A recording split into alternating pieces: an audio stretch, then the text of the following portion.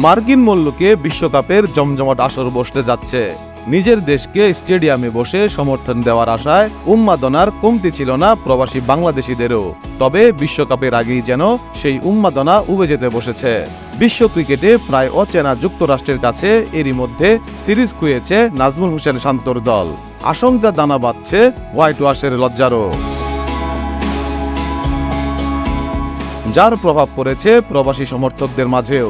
এরই মধ্যে আমেরিকার বাংলাদেশি কমিউনিটির ফেসবুক গ্রুপগুলোতে বিশ্বকাপের বাংলাদেশের ম্যাচের টিকিট বিক্রির ধুম বেড়েছে।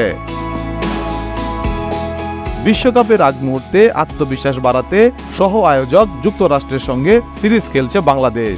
টানা 2 ম্যাচ হেরে সিরিজ খুঁয়েছে র্যাঙ্কিংয়ে 19তম সহযোগী দেশ যুক্তরাষ্ট্রের কাছে। বিশ্বকাপের আগে যা প্রশ্নবিদ্ধ করছে টিম টাইগার্সদের সমর্থকে। অবশ্য বিশ্বকাপ খেলতে দেশ ছাড়ার আগে বেশি আশা করতে নিষেধ করে গিয়েছিলেন বাংলাদেশ অধিনায়ক নাজমুল হোসেন শান্ত। তবে বিশ্বকাপের আগে অপেক্ষাকৃত দুর্বল প্রতিপক্ষের বিপক্ষে এভাবে লজ্জায় পড়তে হবে এতটা হয়তো ভাবেনি কেউ। বাংলাদেশের খেলা দেখে হতাশায় কিনা আমেরিকা প্রবাসী অনেক বাংলাদেশি, যারা বিশ্বকাপের ম্যাচের টিকিট কিনে রেখেছিলেন, এখন সেটি বিক্রি করে দিতে চাইছেন। কারণ হিসেবেও হাস্যকর সব অজুহাত দেখাচ্ছেন।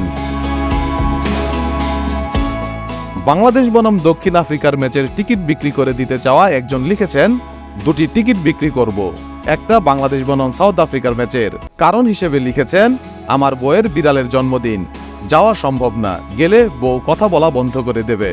আরেকটা বাংলাদেশ ও ভারতের ওয়ার্ম আপ ম্যাচের টিকিট, ওই দিন আমার জ্যোতিষী বলেছে আমার জন্য যাত্রা শুভ না, তাই যাওয়া সম্ভব না, কেউ কিনলে আমাকে জানাবেন, অর্ধেক দামে বিক্রি করে দেব।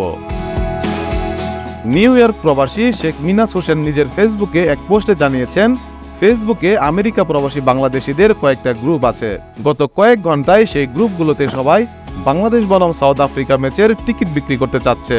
হোম পেজ থেকে একটু নামলেই কেবল টিকিট বিক্রির পোস্ট। জানা যাচ্ছে $217 দিয়ে কেনা এক একটা টিকিট যে দামে কিনেছে সেই টাকায় চাচ্ছে। কেউ কেউ আবার অর্ধেক দাম চাচ্ছে। তার জবাবে অনেকে বলছে যে ফ্রি দিলেও নেবে না।